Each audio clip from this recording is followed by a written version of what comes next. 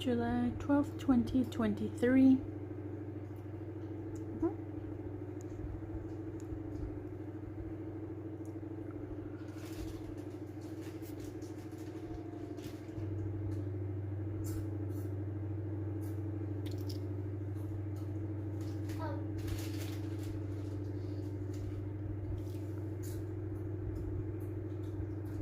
Hi, there we go.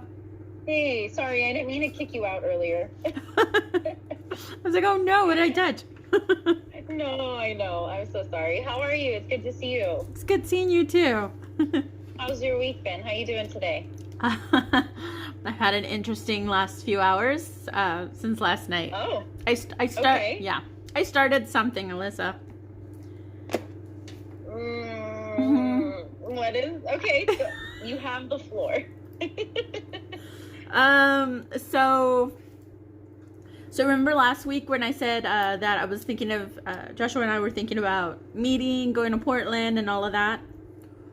Well, we were spending some time online. We were spending time talking to each other, and everything was great and everything. And suddenly, it's not that he ghosted me, but he disappeared.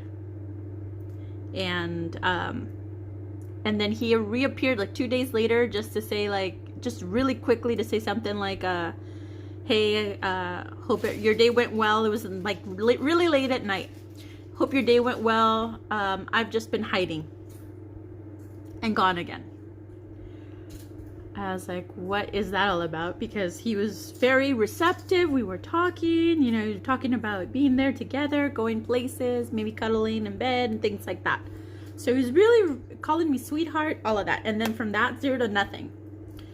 And so, being the little witch that I am, I didn't take that, yesterday was quite a few days of silence, complete silence, and he's not like that.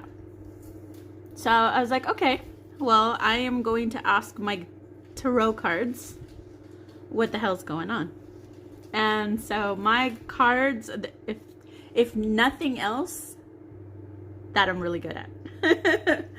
And so my cards never lie. And so I asked, because I know this man, a question, and I asked him, is Joshua emotionally tied to another woman?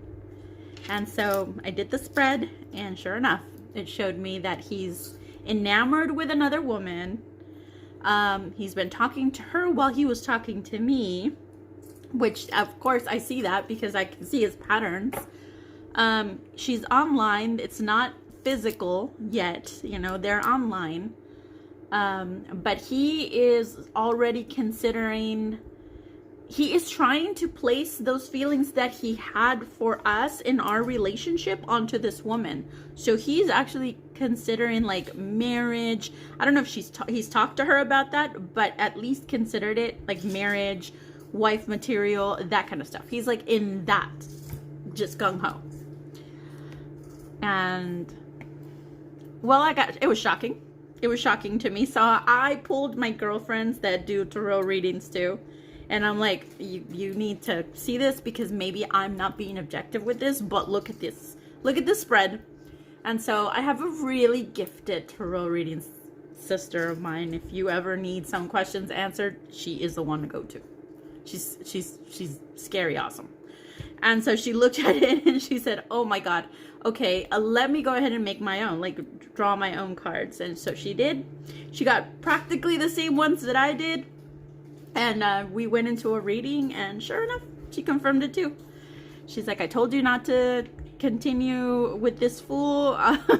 He is no good for you. And but she's like, I understand that you had to experience it. You had to see this. You had to, learn that you needed to let go when you were ready. So I sent him really choice words last night, and I wasn't very graceful.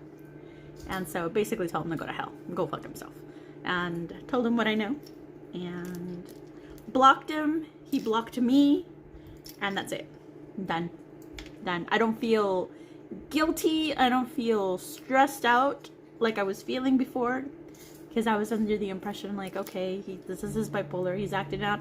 And even if it is, let him be somebody else's problem. I'm done with that shit. So That's So what that happened. all led up to now, these last few hours, that's what's transpired. And that happened last night, and Okay. yeah, and a little while ago, he blocked me while I was gonna go block him. I noticed that he blocked me. Like he read everything that I sent him. I could tell, and the things that I like sent him little voice clips. He checked that out, and I know he goes through that stuff. He really does. And I've said things that I knew were gonna be hurtful for him. You know, him and his narcissistic ego, and sure, he's never blocked me before, so I know that I know that it got to him. And I was like, that's fine, because I'm about to block you too. So, yeah. I'm just, it's so upsetting to me that, well, I'm over here being an idiot about, okay, maybe just entertaining the idea that maybe if I did go to Portland, you know, we could have like a connection, a conversation, and maybe work things out. And who knows, maybe after his year lease is over, you know, by then, ideally, you know, he'd be on medication, be taking and doing therapy, something that I thought maybe we could come together next year and reanalyze the situation. But no, it's not like that. It's not like that at all. He was malignant before. When we first started dating, I knew it intuitively. I knew it. That he was talking to other people, especially women in Africa. He just can't seem to stay away from women in Africa or Asian countries. And so there was a certain time of the day where he would disappear. He would ghost me. And once we got together, I confronted him about that. I asked, like, because I left that friendship. I left it because I'm like, this guy's just a joker. When I first met him, this guy's just a joker. He's not serious about me. Obviously, he prefers that lifestyle. So I left. But after everything that happened with the previous guy, boyfriend and stuff, him and I started talking again, and I fell into being with him, and I remember asking him once we were together, what happened there? Why was it that you would disappear on me at a certain time of the day, every day, and every day, the next day you always had some bogus excuse. And so he swore up and down that it was just his depression, that he was just hiding, and does the same thing he's telling me now, that it's his depression, that he's hiding, that he isolates from the world. And be that as it may, I don't think he's isolating day after day after day after day, especially because you can tell that it's a certain time. It's at the time where people on the other side of the world might be waking up is when he kind of disappears on you. So like he's up to his own antics again. And sure enough, the people, because I did spy on his social media, the women that are liking his comments are women from Zimbabwe and Kenya, and so I'm just like, no, you're not hiding from the world. You are just hiding the truth from me. And I'm, again, the fool who's like, well, okay, well, maybe my intuition is wrong. Maybe I'll just believe you and your truth. No, I don't want to do that anymore. Yeah, so let's back up for a second. Yeah. Because I think the last time we spoke, I don't recall this trip about Portland. So how did it get from you guys were, I think it was kind of, you guys were talking about, jokingly talking about sharing land together, or like sharing a space together. Yeah. so tell me, how did we, what sounds like quickly move from from kind of that and those initial conversations to going on a trip together, and like you said, even cuddling or being intimate together? Yes.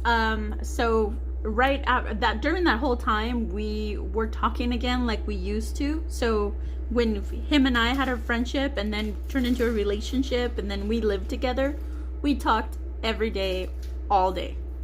Even at work, we would send each other little text messages, and we were having communication. We'd have little conversations. And so it kind of fell into that again. We kind of fell into that again, where all of a sudden he was really receptive, and we started talking, like spending the whole day together through text, through little voice messages, through pictures, through video.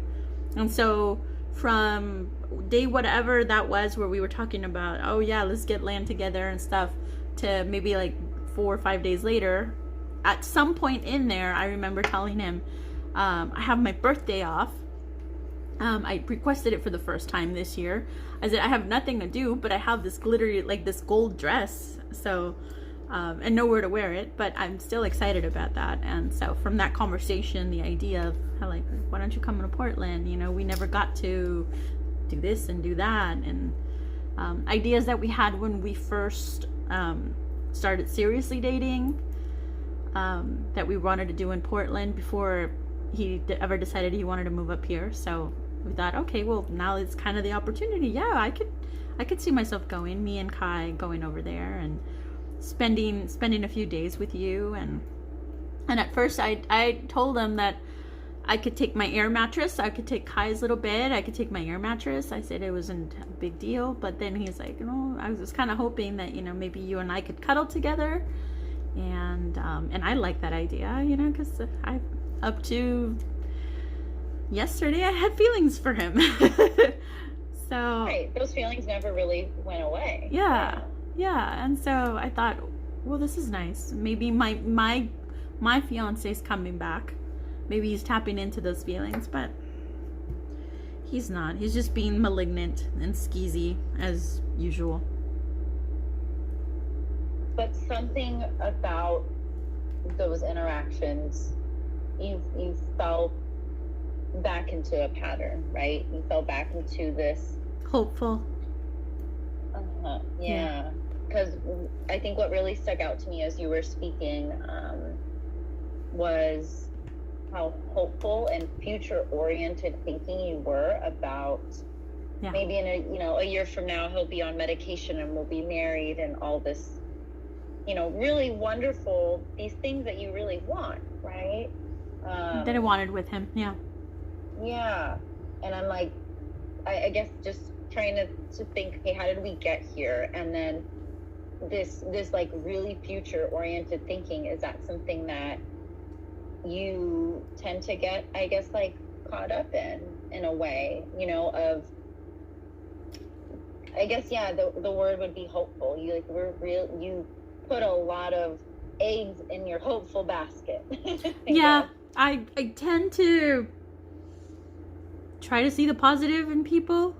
I don't want to feel like I'm just so distrusting, like I don't know. I just, when I see a behavior that's receptive, like for example with him that was receptive, I think to myself, well, maybe we're heading in the right direction here. Maybe he's missed me like I've missed him. Maybe we're talking again. This happens to couples, in the past, would be talk, they get back together. Maybe we can have an action plan, maybe in the future, who knows? So yeah, I played with that idea. My head that there was a possibility. I never stopped loving this guy. Yeah. Oh, of course. Yeah. And you might always, right, have something. Yeah. Mm-hmm. Yeah. I didn't like being gross like that to him, like I was today. But I just felt like he needed to hear some things that would take him down a notch for doing the skeezy thing behind my back like that. So. But it hurts. He hurt you. Yeah, it hurts. It hurts me to be negative like that towards him, because that's not what I want to do. So I'm angry at him for all of that.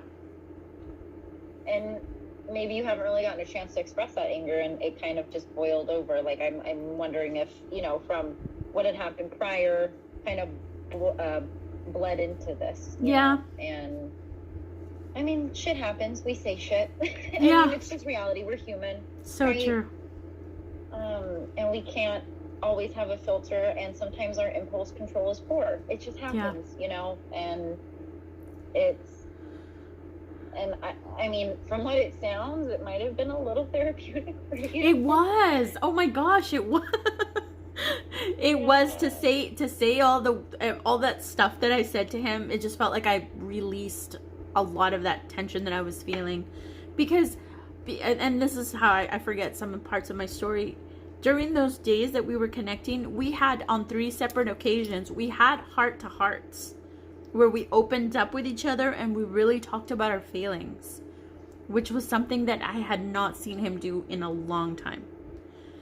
And so we were I felt like we were connecting. I feel like he was very receptive. When he'd approach me, would he come looking for me, he would say, "Sweetheart." You know, he would say it in the way that he would always say it when we were dating. He would call me sweetheart. And so I really felt like we were moving in the right direction. But this whole time, he's entertaining somebody else. And it's like, wow. It's like, there's no... I mean, after all of this that you've put us through, you're still doing this stuff behind my back. You're still aiming to hurt me, you know? So...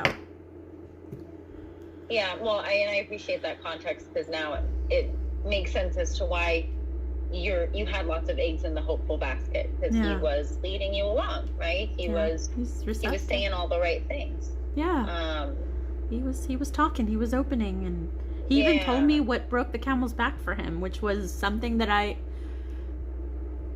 wondered. Like, I kind of figured, but I thought that can't be it. It can't be it, because that's ridiculous. I mean, and it was it. Yeah. But so, yeah. Now, I know last week we talked about kind of your blind spot, I guess, maybe in a way of like the red flags, right? Yes. So now that this has happened,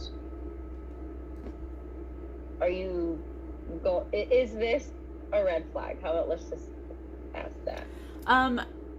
So the only thing that I can say in terms of that was today.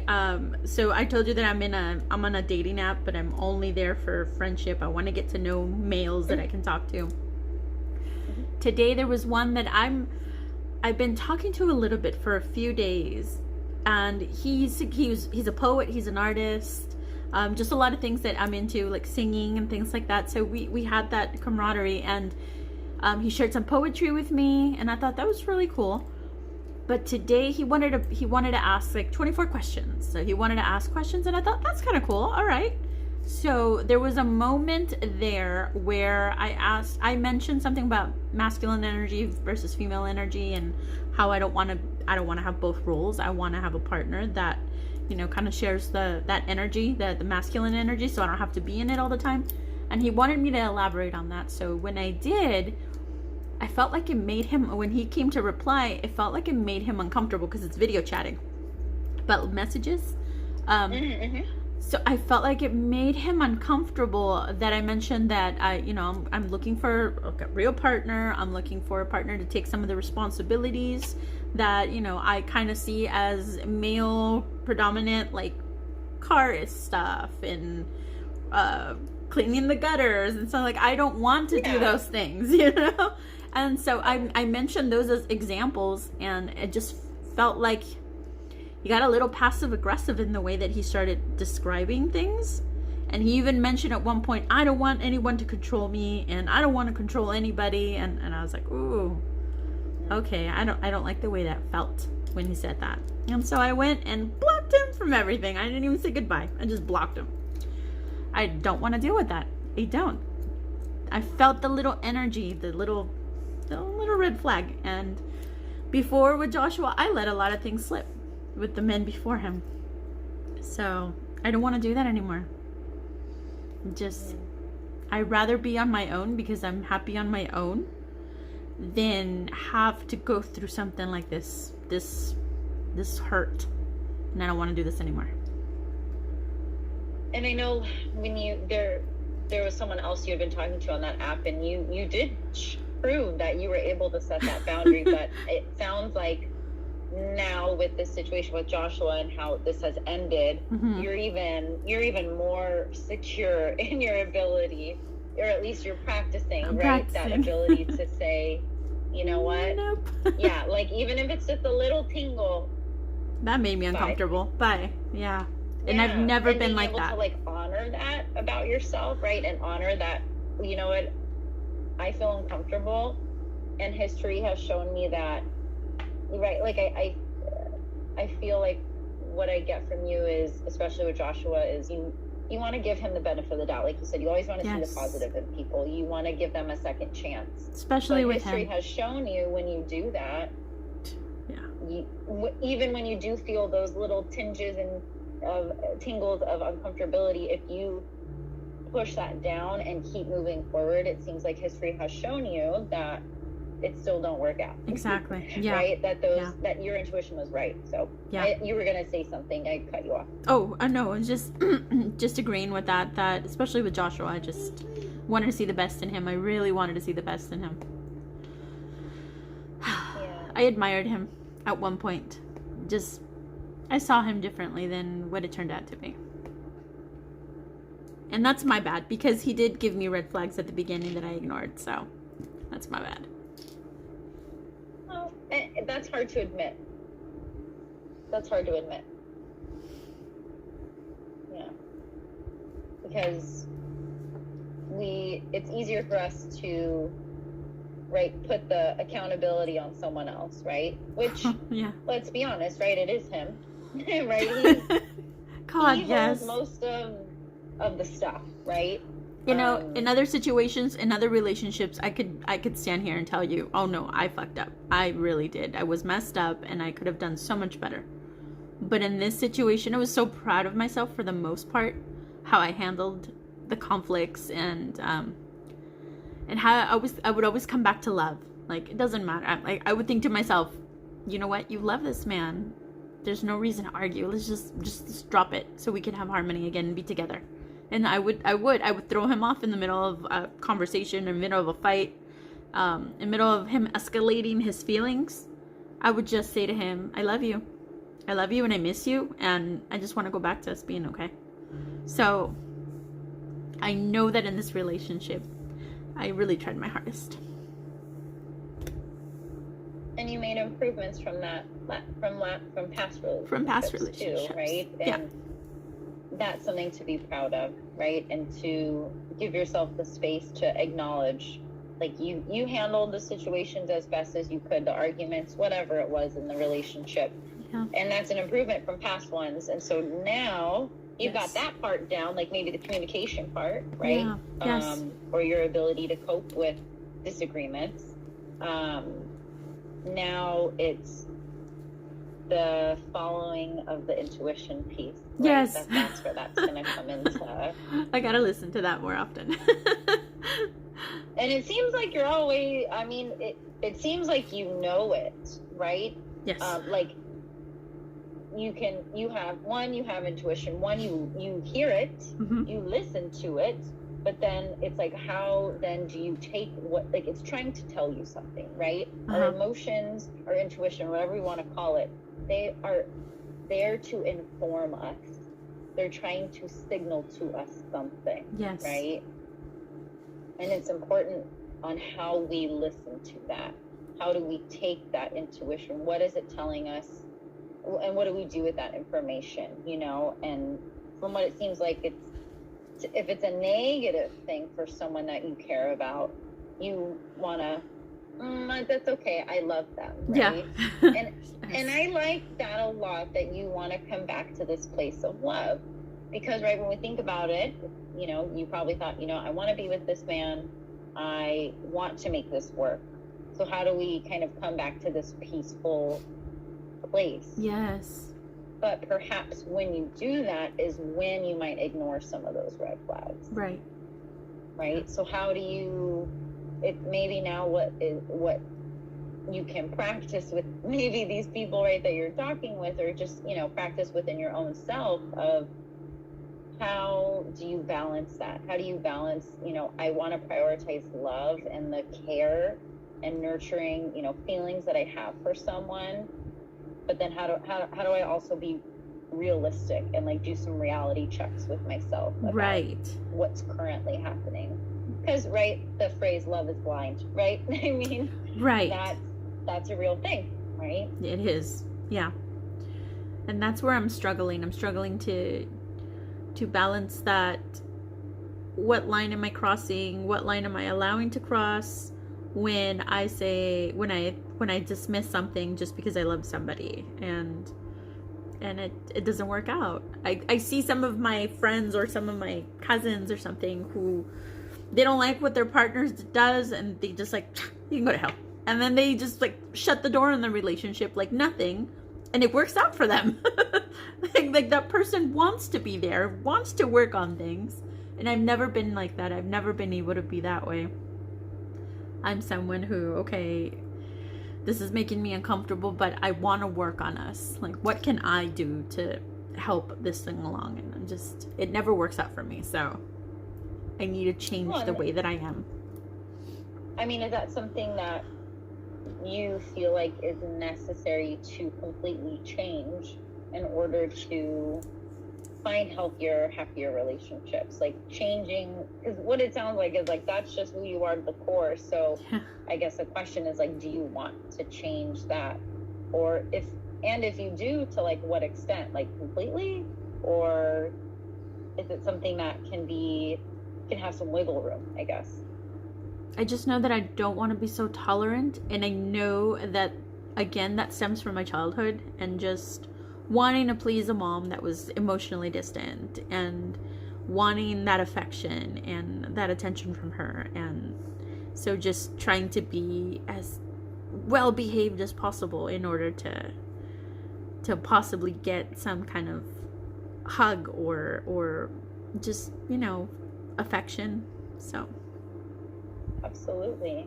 Yeah, no, that makes a lot of sense. And I think you know these things already, right? I know you've said that, you don't really talk about, you haven't really talked about mom before in treatment, and yet you still have these insights, would you say? Like you understand some of the connections? Mm-hmm. Yes. It's just now, and obviously we are going to talk about those things, right? But it's like, again, what do we do now that we've made this connection, now that we have this awareness? What do we do with it? Yes.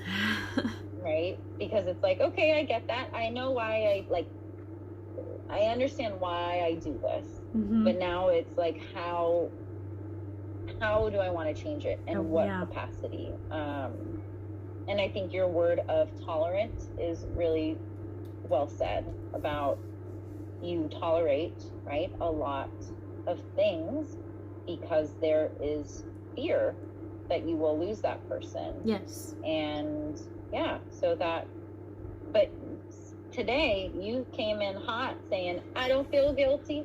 I am good. I blocked him, and that's it. That's a different feeling for you. Yes, it was.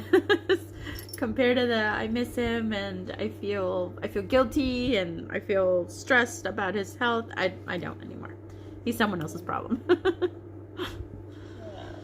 And I think that's funny, and also like helpful way to think about it, right?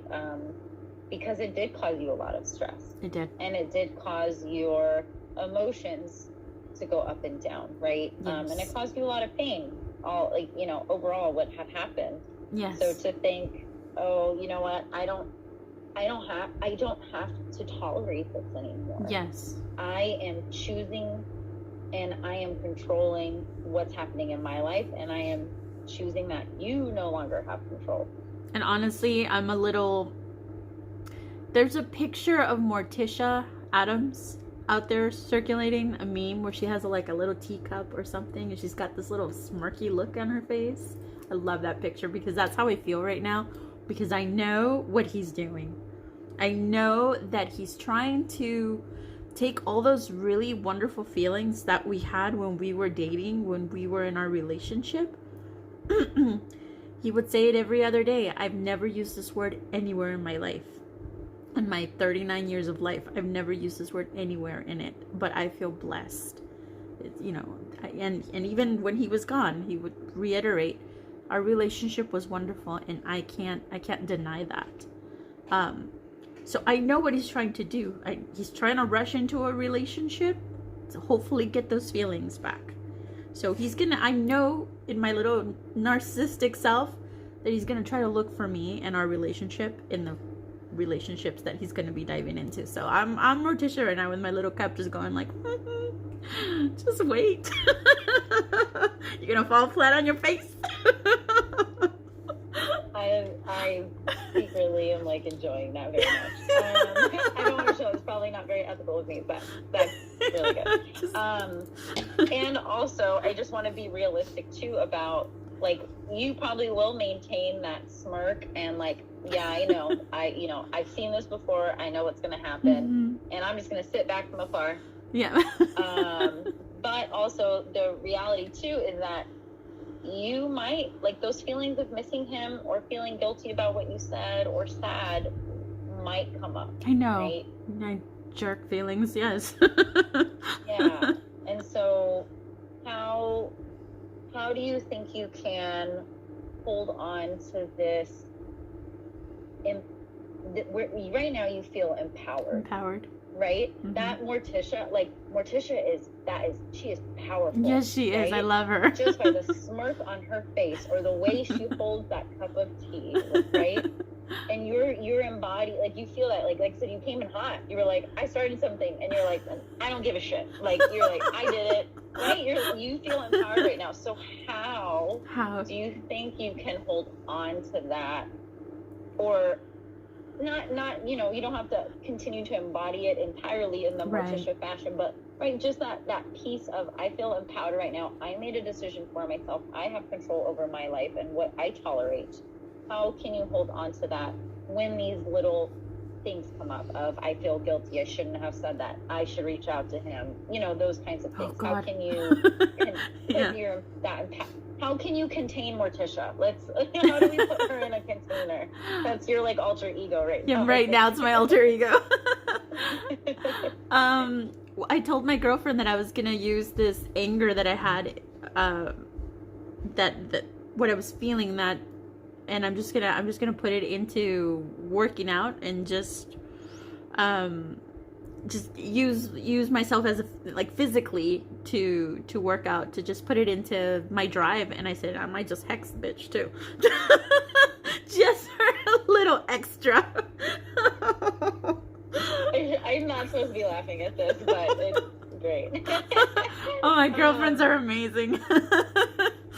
Yeah, you have really wonderful, that's good, like, female support right yes there. Yes, they really are. They're goddesses. I love them so much.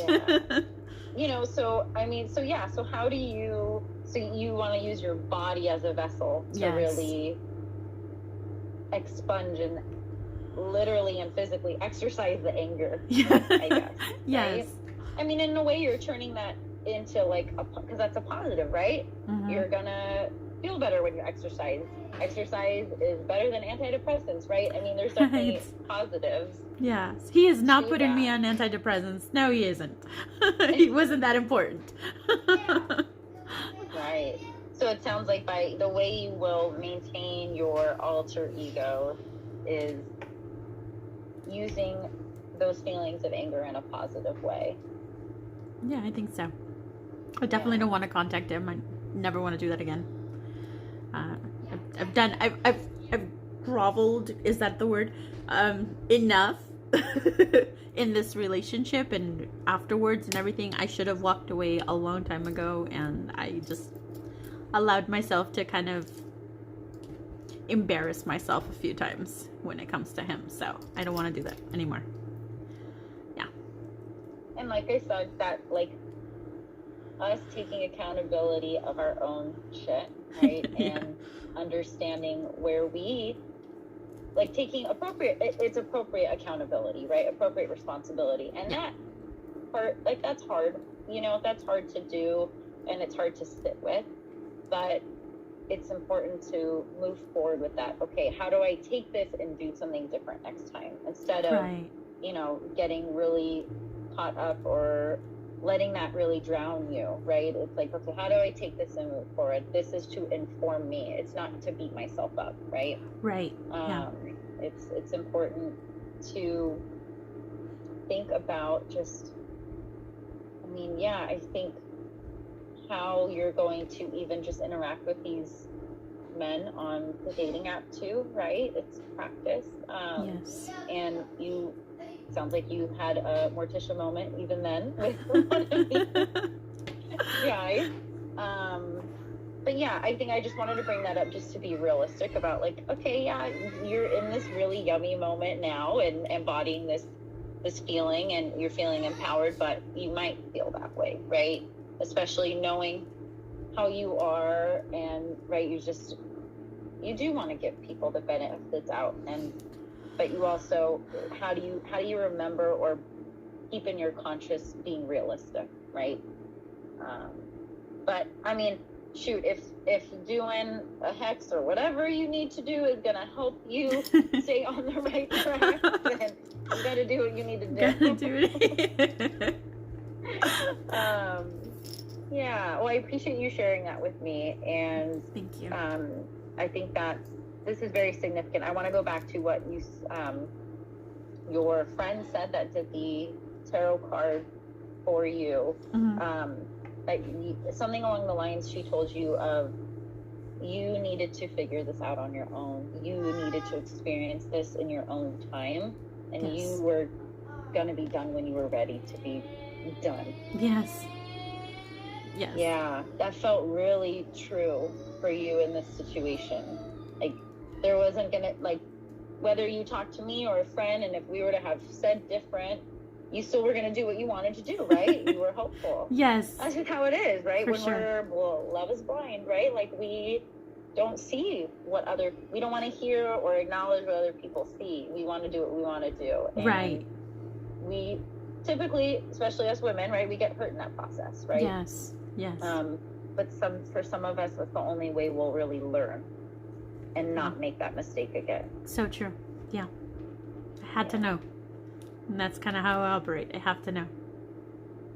Yeah. And you go to all avenues to know. Yes. You pull all your resources. I do. Come from I different love that. angles until I realize, okay, I've exhausted it. Yeah, definitely. So want to be mindful of time. I'm curious, really quick, do you remind me, you do the session on the phone or a tablet? I do have my laptop open. You do have your laptop open? Yes. Okay. I'm wondering, let's just try this, and that way we can see if we can use it Okay. next week. If you want to send me an email, maybe? What was that? If you want to send me an email with the link, because I do have the Yes. email open. Okay. Do you want me to email you through the Octave account, or is there a personal email that I could just shoot to you? Kayla California at gmail.com. So Keila California. All one word? Yes. Okay. At Gmail. All right. Let me. Thank you. Oh, there you are. Okay. Okay. So I sent you the link, Okay. and then let me know if you receive it first. Might take a minute. Okay, that looks like. Oh, yes. Okay. You done? Almost, And baby. so she's almost done. Silly. Hi. Hi. My Hi. name is Kai Cabo. Yeah, you say Kai Apple. Oh, you're so cute. That's so grown up of you. Say Kai ALL PPLE. Hey, we'll work on that one, okay? Just give me 5 more minutes, okay? That was great. Okay. Thank you. Hey, go play, baby, go play. I'm almost done. Thank you. Almost done. Okay. Were you able to open the link? Oh, yes. Oh. Let's see. Okay.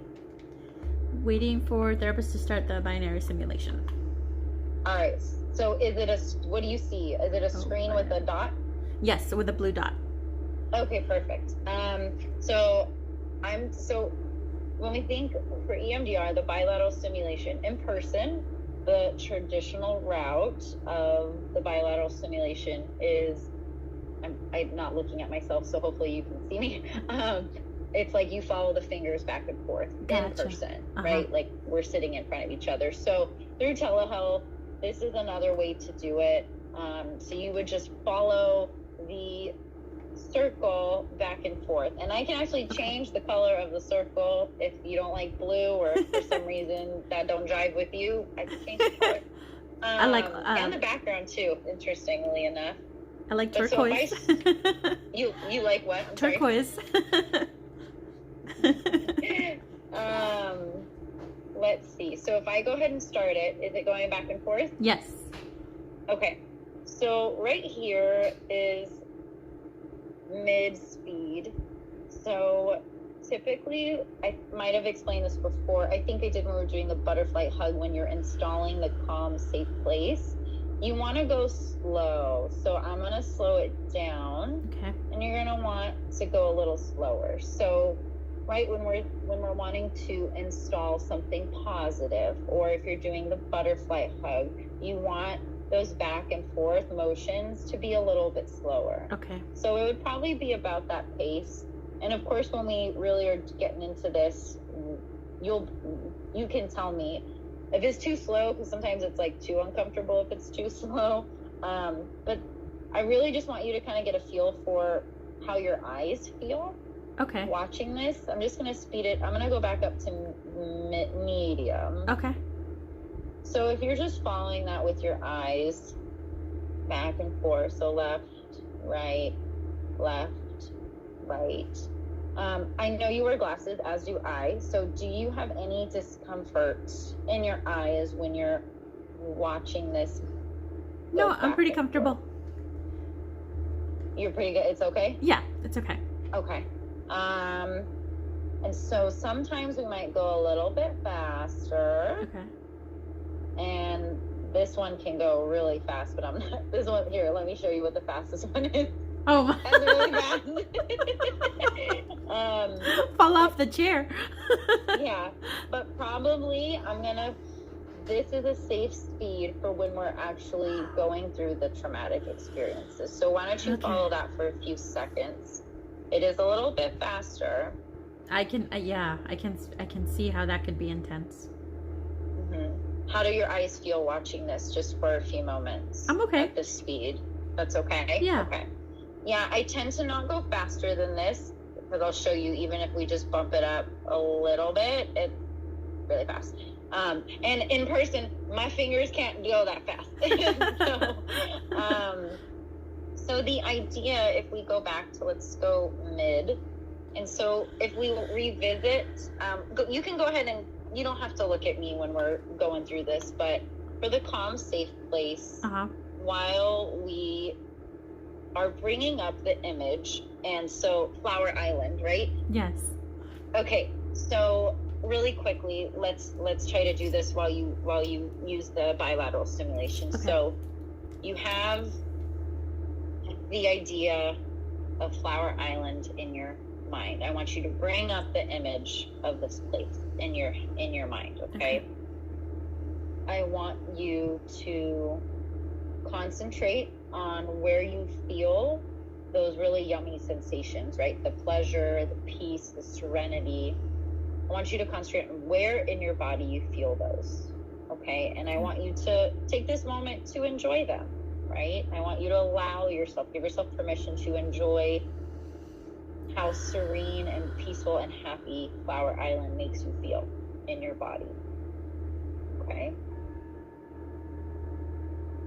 And now I want you to go ahead and look at the screen and follow the ball back and forth. We're going to do that a few times, okay? So left, right. And I'll let you know when to stop, okay? But I just want you to really feel those really yummy feelings right now while you're in Flower Island.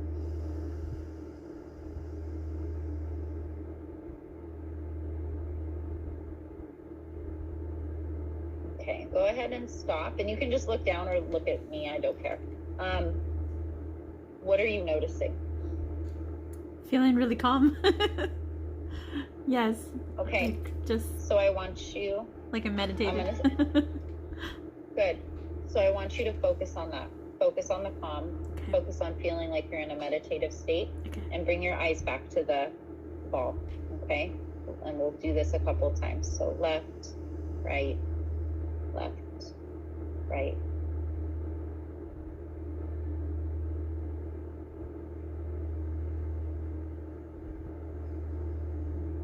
Left, right, left, right. Okay. And I will stop there. Okay. And what are you noticing now? Wow, I'm feeling really relaxed. Yeah. Just really, really relaxed. Good. That's what I want to hear. Wow. That's pretty amazing. Does it feel different, if you can recall, when we did this last week, just really briefly with the butterfly hug? Does this feel different? It does, because I was just noticing when I was following the ball, I mean, my inner monologue is constantly going. And I noticed right now that I was kind of quiet, and I was like, oh, it's quiet in there. Good. Okay. Good. Yeah. Sometimes sometimes people prefer the physical touch, but sometimes having something to focus on, it does help to quiet those other thoughts going on. So it really did. Okay. Good. So real quick, we still have time. So when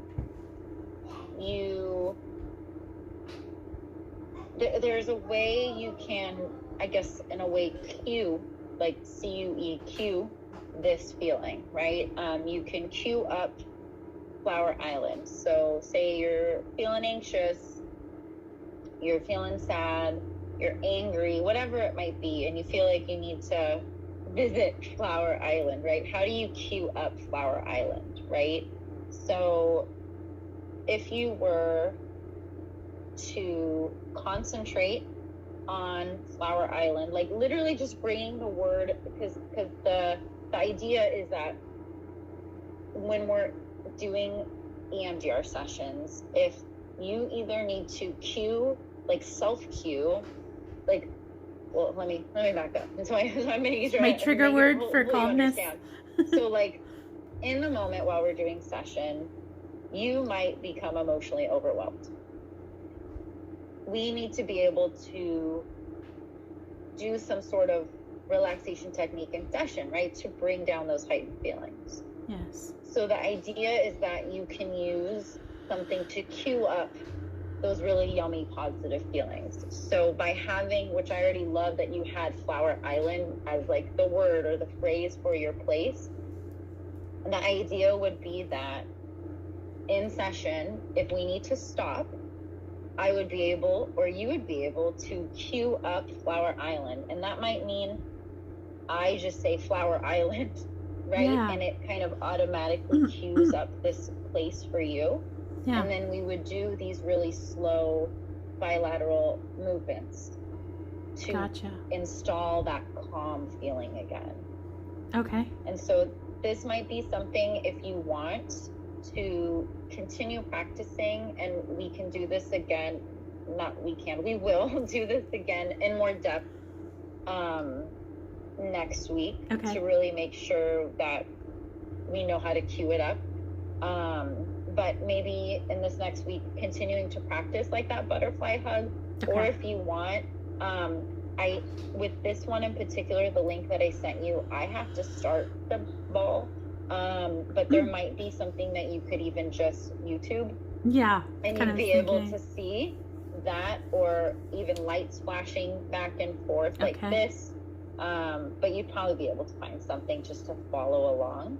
So I would encourage you, if you can, practice that.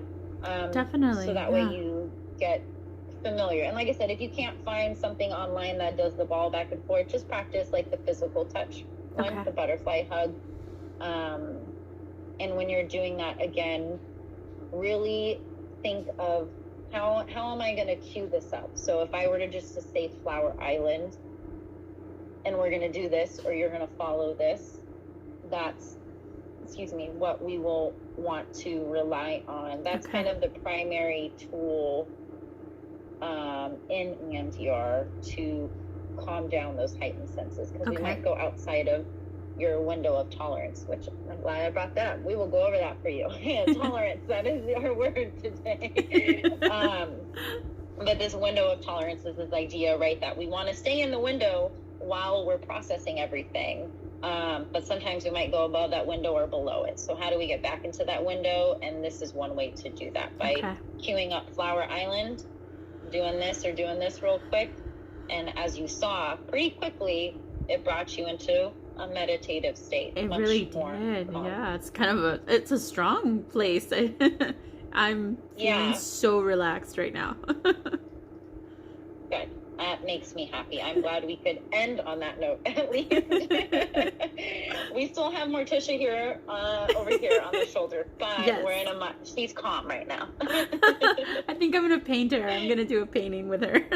I'm inspired. That would be great. That would be great. Yeah, I would love to see that. But yeah, I think that's a good place to end then. So yeah, if you want to practice that, and just sit with this feeling, take a few moments just to, because sometimes it can be surprising for folks how did that do that? Why did that work? You know, so I'm hoping that this makes you more, you know, inclined or motivated to like, okay, yeah, let's move forward. Let's do this. Definitely. If just even something like this can really install the positive. You know, it's really amazing to see what this can do for folks when we really process those more traumatic things. And just based off this, I have a feeling this might be helpful for you, because it doesn't work for everyone. But if you've had, you know, just even having just this reaction and a positive reaction at least to this, then I'm hopeful this might be a good route for you. Thank you. I'm looking forward to it for sure.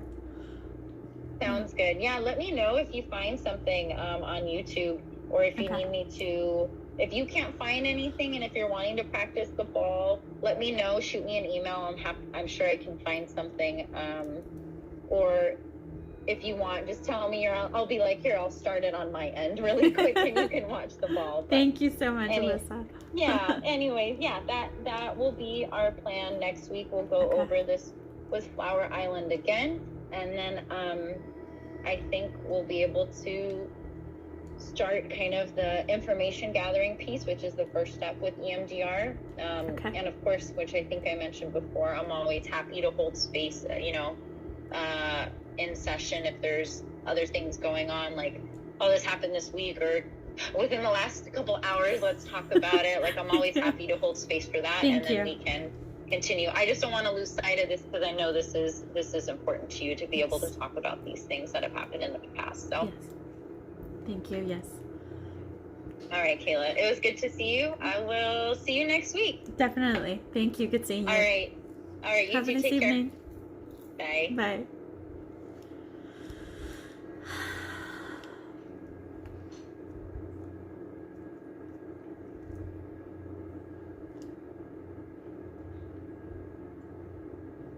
And this is what self-care looks like. This is what change looks like. This is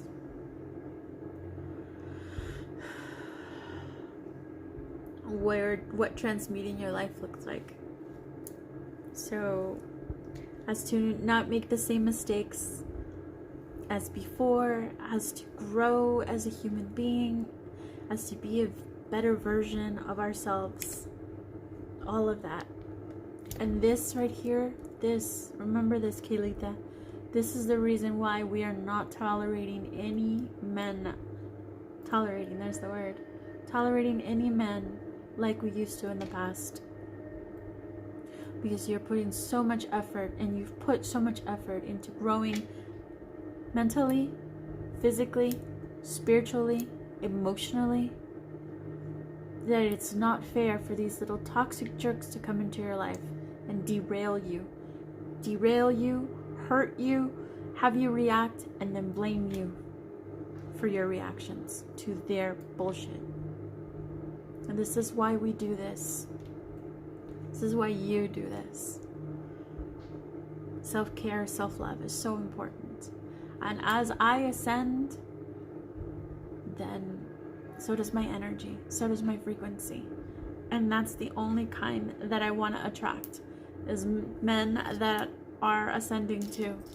There are in a healing space, because I'm having conflict with men that are unhealed, untreated, and don't care to fix themselves. And we're not doing that. That's why we can't have that in our lives anymore, because I'm not there. So anyone that wants me as a partner needs to be in the process of self-healing, in a good chunk of it, of self-healing and self-realization. And this is why we heal.